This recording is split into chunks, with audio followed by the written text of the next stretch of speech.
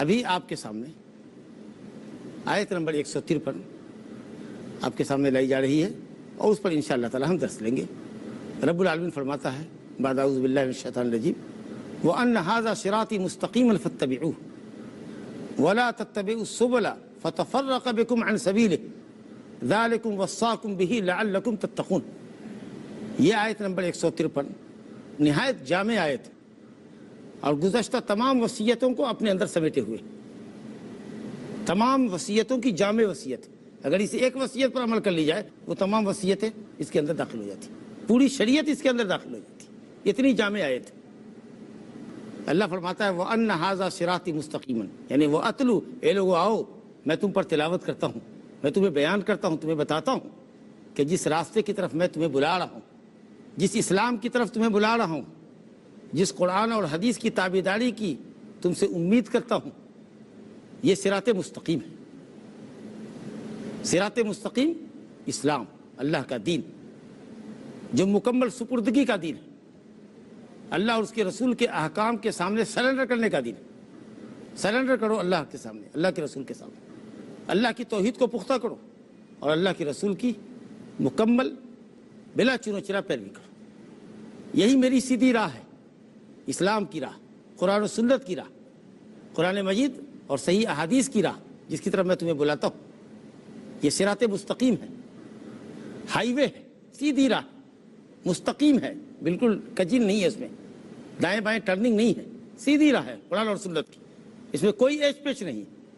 اس سیدھی راہ پر لگو گے اس کا انجام جنت پر جا کر ختم ہوگا، اس راستے کی اینڈنگ جنت پہ ہوگی۔ فاتبعوہ، اسی صراط مستقیم کی قرآن اور سنت کی پیروی کرو، مکمل پیروی کرو بلا چنو چرا۔ یہی مفہوم ہے جو مختلف مقامات پر اطیعوا اللہ و اطیعوا الرسول کے ذریعے بیان کیا گیا۔ اللہ کی اطاعت کرو یعنی اللہ کی کتاب کی پیروی کرو، اور اللہ کے رسول کی اطاعت کرو، ان کے حکموں کو مانو، اور آپ کی شریعت پر، آپ کی سنت پر عمل کرو۔ اسی پر عمل کر کے نجات ملے گی۔ نجات کی راہ یہی راہ ہے، صراط مستقیم۔ فاتبعوا، اسی کی پیروی کرو، اس کی پیروی کو لازم سمجھو، اور اس کے مقابلے میں جو دوسرے راستے، شہوانی راستے، بدعات کے راستے، شرکیات کے راستے، اور اسی طریقے سے دوسرے ملل، دوسرے ادیان اور مذاہب، اگرچہ وہ آسمانی ہے لیکن محمد صلی اللہ علیہ وسلم کی شریعت کے ذریعے، خاتمۃ الشرائع کے ذریعے اللہ تعالیٰ نے ان آسمانی مذاہب کو کینسل کر دیا۔ اب دوسرے مذاہب جو بیس لیس ہیں، جن کی کوئی بنیاد ہی نہیں، جو کفر و شرک کے مذاہب، ایسے تمام باطل مذاہب سے اجتناب کرو۔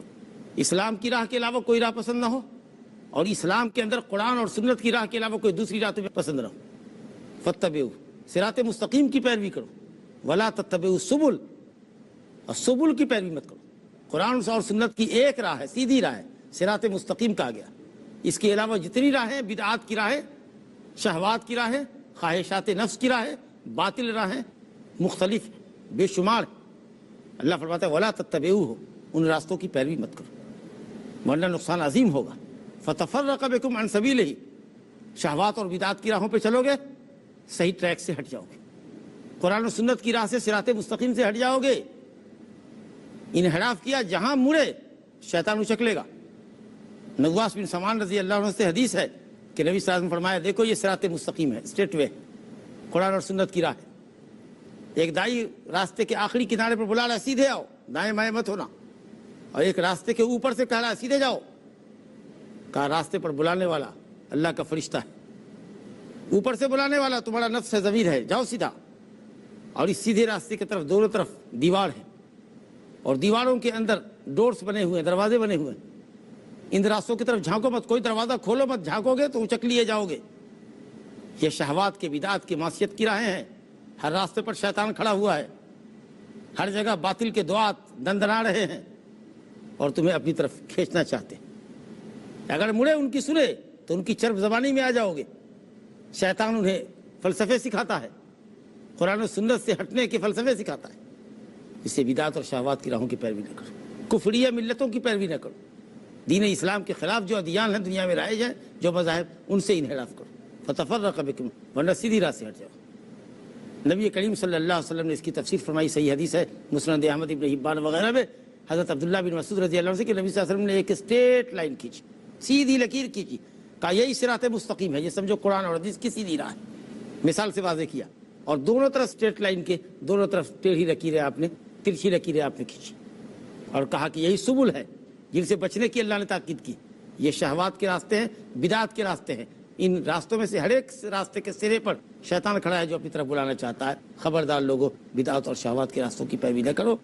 اگر یہ ایک نصیحت ہمارے سامنے ہو کہ صرف اللہ کی کتاب اور صرف نبی صلی اللہ علیہ وسلم کی صحیح سنت، آج جو چیزیں قرآن اور سنت سے ماخوذ اور مستنبط ہیں، اگر صحیح اصول اور ضابطے کے مطابق وہ ماخوذ ہیں، مستنبط ہیں، تو ان چیزوں کے مطابق، لیکن اس کی بیس ہونی چاہیے قرآن اور سنت سے.